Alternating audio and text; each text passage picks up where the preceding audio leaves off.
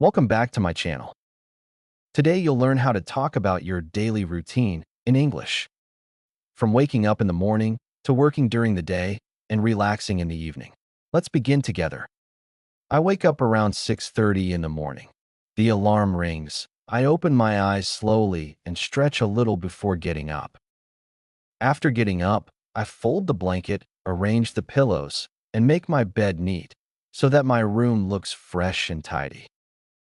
Then, I do some light exercises, such as stretching my arms, doing a few push-ups, and sometimes taking a short walk outside. That helps me feel active and ready for the day. For breakfast, I eat bread and eggs and drink a glass of milk so that I have enough energy to focus on my work.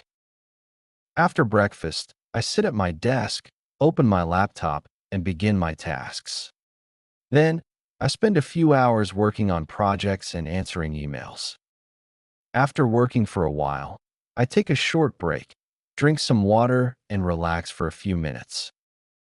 Then, when it is lunchtime, I eat rice, vegetables, and chicken, which makes me feel full and satisfied. Later, I chat with my friends online. We laugh, share jokes, and talk about our day so that I feel happy and connected.